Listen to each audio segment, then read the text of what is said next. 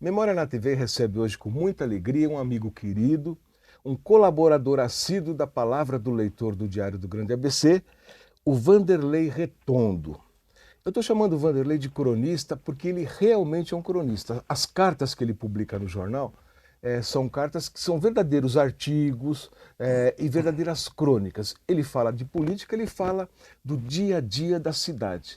E o sonho da gente era trazer ele para a gente sintetizar aqui no Diário do Grande ABC TV um pouquinho das conversas que ele tem com o nosso barbeiro.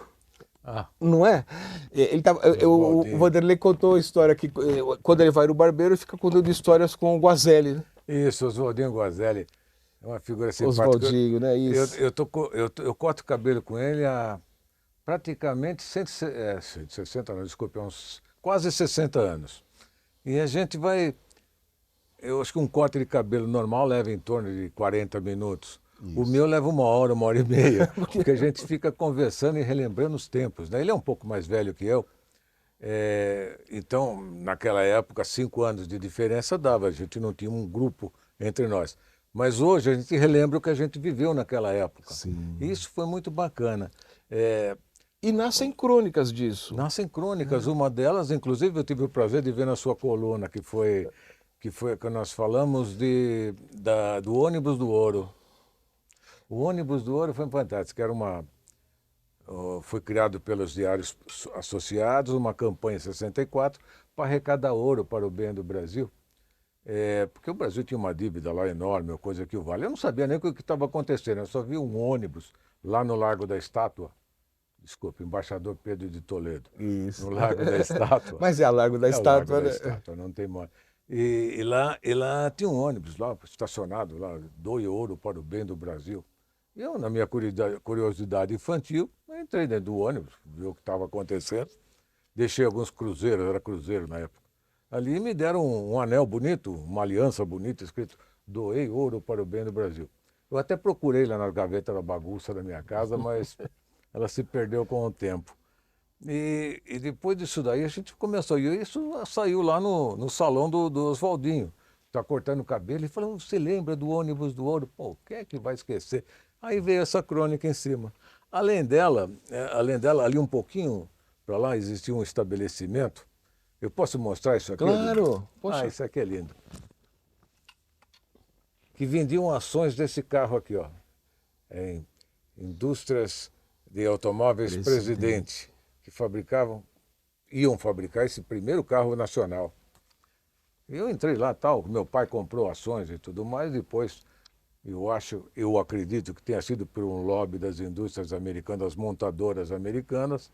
Esse é exemplo do Gurgel também, não vingou. Mas era um carro bonito, e isso daí tem uma recordação muito grande também desse veículo aqui. E assim a gente vai contando histórias. E uma crônica que foi bem legal, do trem. Né? Do Bud. Porque, não é? Eu era office boy. Estou falando estou falando de 65, 66. Eu trabalhava numa tecelagem aqui na rua 11 de junho, era Textil Cober, fazia cobertores. E a minha função era pegar de manhã a correspondência, o telefone daqui para São Paulo, não esquece, né? Correio, esquece. Então, o Vanderlei pegava essa correspondência, pegava o trem, que a gente chamava de Bud, porque era um trem fabricado pela Mafesa sob a licença da The Bud Company. E, então, algumas pessoas o chamavam de Bud, e eu também. E junto nesse trem, a gente juntava com outros office boys de outras empresas, e ali nos vagões ali da vida, ali no bate-papo legal, a gente trocava as correspondências, de forma a eu não ir em vários lugares que eles iam também. Acho que foi o primeiro início de sinergia que eu vi na minha vida. A gente trocava. E assim, todo mundo em algum... A lógica do trabalho, né? É a lógica do trabalho. E assim, todo mundo terminava mais cedo e tudo mais, e voltávamos para casa no Bud, das 5 horas da tarde. Sim. E com aquela algazarra normal de toda criança, todo adolescente de 14 anos, 15 anos.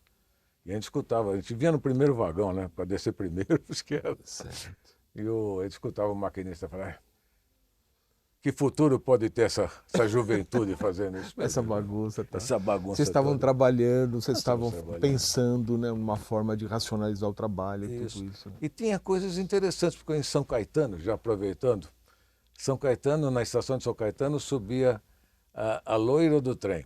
Ela era uma senhora, uma jovem senhora de uns 30, 35 anos. Ela sempre estava muito bem trajada, maquiada, numa loira muito bonita, sempre com vestido bem colado ao corpo, né? Bem justo naquela época. E isso daí jogava aquela molecada naqueles imensos pensamentos. E ela descia no Brás, onde acabava a farra toda, descia na Estação da Luz. Essa é uma das histórias interessantes. Então, a história ou a crônica, a forma de conversar, de falar, é o que dá o sabor aos textos. Você está conversando e eu estou vendo como você escreveu dessa maneira. Né? Você quer uma outra interessante? Essa é inédita. Opa! Você vai saber, é o vinho da nona. Eu, como bom descendente de italianos, na minha casa sempre teve macarrão e vinho no domingo. E quando eu era garoto, meu pai trabalhava na Pirelli, final da década de 50, começo da de 60. E eu e minha mãe descíamos lá a rua da Ipiranguinha, Guilherme Marconde, tinha uma tecelagem enorme lá, e a gente ia pela Santos Dumont, passávamos em frente a uma garagem, que era acho que da empresa Auto Ônibus Santo André, hoje é o Senai, Jacolaffer, né? Isso. Tinha Viripisa, tinha alguma coisa. Um pouco mais para frente tinha a empresa de caminhões internacional, que depois virou onde é o Carrefour, né? Onde é o Carrefour, Sim. onde é a TIM hoje. Sim. E logo à frente tinha a Pirelli, que ela mantinha uma espécie de cooperativa. Eu não sei se era isso, tá? Sinceramente, se alguém da Pirelli souber me explicar o que era, mas ela fornecia gêneros alimentícios para os seus funcionários. E nós íamos buscá-lo lá, eu criança e tudo mais.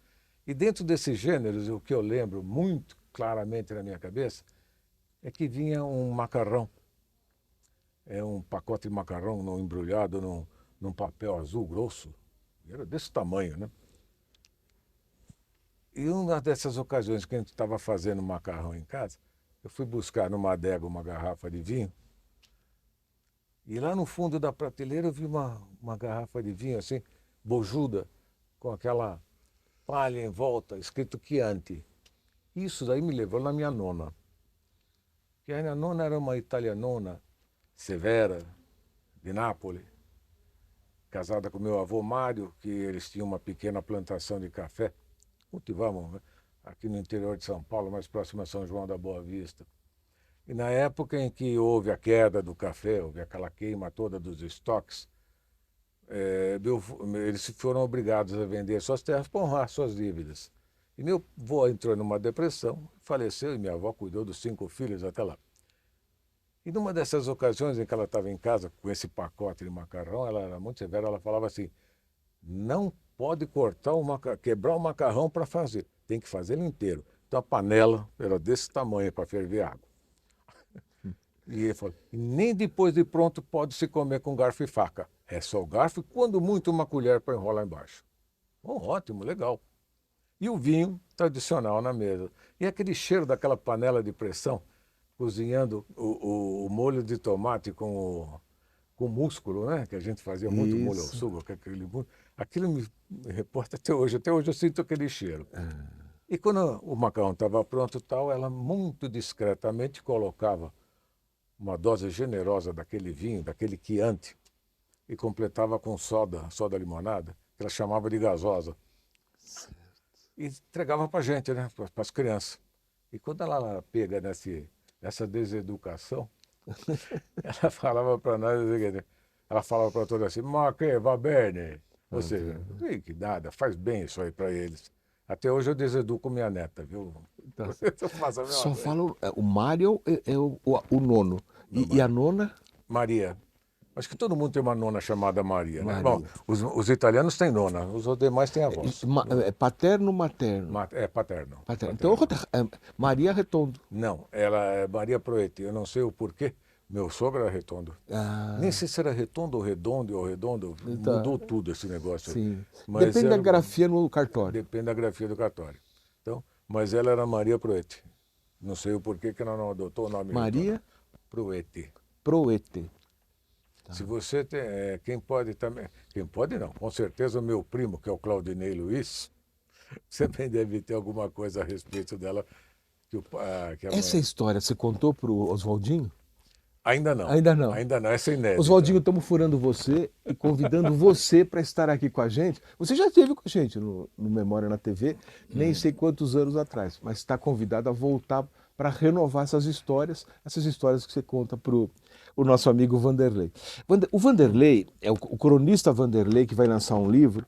Na verdade, ele tem um currículo legal, né? Trabalhou na indústria, outro dia o Diário publicou sobre a Unipar, né? Sim, muito. 75 anos, né? 75 anos, fiquei muito orgulhoso daquilo. E quanto tempo lá na Unipar? De 35 anos. 35 anos. A Unipar, no mesmo espaço da Euclor? Não. Não, a Unipar era aqui. Era aqui onde no eu Polo. Isso, no Polo Certo. Petroquímico, mais especificamente em Mauá, ao lado da Petroquímica. Tá. 73. 73 era um ano que a cidade estava experimentando uma transformação urbanística fantástica. Sim. Tempo de Zampol, de Brandão, né? Isso.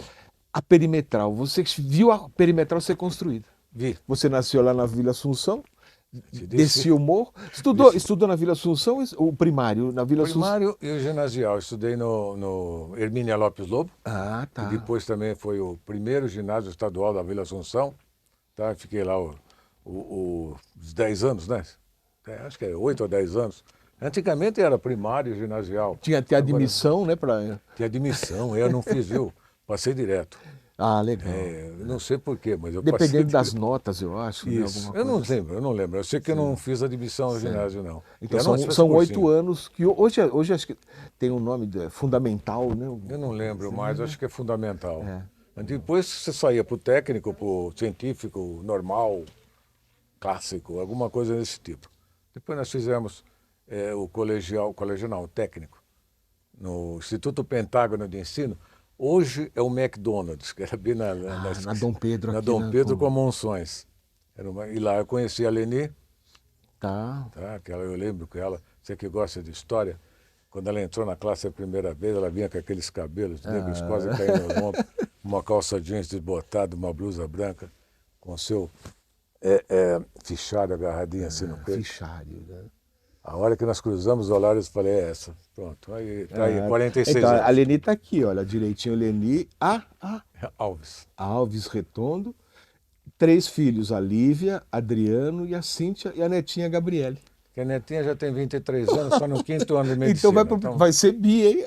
Se Deus quiser. Então, a Unipar trabalhou na prefeitura, né, de Santo André, secretário de Desenvolvimento Econômico e Trabalho. 2009 e 2010, quem que era? O Brandão?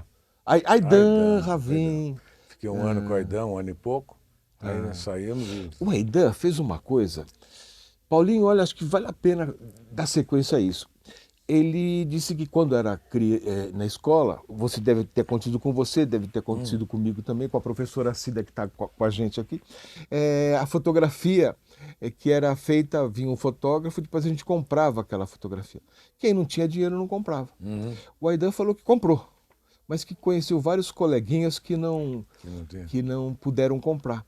Então o que ele fez? Ele percorreu os bairros, pela sua assessoria, conversando com os barbeiros, deve ter ido lá no Oswaldinho também, mas foi lá na Jardim Alvorada, Utinga, contratando esses fotógrafos para que percorressem as escolas, fotografassem todos os alunos, e a prefeitura doou aquela foto que nós temos e que nem todos tinham, para os alunos. Que bacana.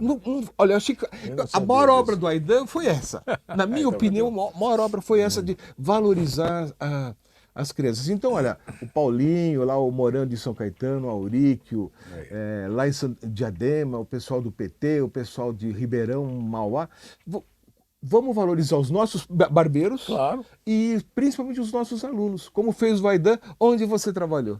Isso. Né? E outro dia faleceu o pai do Aidan. Eu vi também, agora fiquei muito sentido também. Gostava muito deles, gostava muito. Gente, uma família boa. Legal. Bom, esse programa está sendo oferecido por Oswaldinho Guacelli. Concorda? Concordo. E eu queria que você... Olha, o trabalho social do Vanderlei atinge várias entidades. O Rotary, o Campi Piero Polonio, outra obra fantástica, a Casa da Esperança, a comunidade do Rotary foi presidente, vice-presidente da Casa da Visão, diretor administrativo do Grupo Assistencial Irmãos Romano. Isso. Mas eu queria que você falasse você está aqui com o distintivo, um logo do Clube 21 Irmãos Amigos. Por que 21 Irmãos Amigos? O que faz esse Clube 21 Irmãos Amigos, que a gente teve a oportunidade de estar presente lá, foi uma tarde maravilhosa. Vamos começar então com história. Vamos. Década de 1940, tinha um português radicado aqui em São Paulo, chamado Rogério Pinto Coelho. Ele tinha o hábito de reunir pessoas em sua casa para conversar sobre a situação socioeconômica de cada uma das regiões do país. Haja vista que naquela época os meios de comunicação não chegavam a 10%, não chegavam a 1% do que nós temos hoje. Não tinha internet? Não tinha internet. Nem celular? Nem Orkut, não tinha Orkut. Nem fax? Nada, não tinha nada. Acho que nem telégrafo, viu? Acho a que gente fala para a molecadinha, a molecadinha não... Eu estou fazendo cera, né? Cena. Mas a molecadinha fala, como? É verdade. Como assim? Minha neta, quando viu um telefone de disco, ela ficava apertando assim para ver se... Ou pegar um livro e no livro fazer... para ver se cola. Então, Isso dá crônica. Dá. Aquela... Ah, que legal, isso aqui é aquele que você digita e já vai imprimindo, né? A máquina de escrever. E em 1949, existia uma animosidade entre os estados, já um ranço, já de 1932, da Revolução. E que foi agravado por aquela situação do país de durante a Segunda Guerra, não definir direito de que lado ia. Isso acirrou um pouco mais. Em 24 de maio de 1949, já tinham 21 pessoas reunidas. E esse Rogério Pinto Coelho falou, por que nós não formamos um clube? E começamos, cada um dos 21 eram 21, e eram 21 estados na federação na época, cada um representa um estado, e comece a comentar sobre as benesses desse estado para o resto do país. E aí se fundou o Clube dos 21 Irmãos Amigos. Por causa dos 21 estados e dos 21 primeiros os fundadores. Né? E se manteve a tudo. E agora a pergunta clássica, né? Por que um burro? Por que um burro? Isso. O burro é um animal dócil. E todo mundo fala burro. Não, olha só. Isso. Ele é dócil. Ele é dócil, ele é operoso, ele é vigoroso, ele é leal. Ele sobe a serra. Né? Dom Pedro subiu a serra numa... Isso é uma coisa interessante, porque agora... Eu acho que a união dos estados já foi... Todo o país, isso no mundo todo, tem a mania de criar seus heróis. E nós não somos diferentes. Só que os heróis são criados em cima de lendas. Pega a história do Brasil.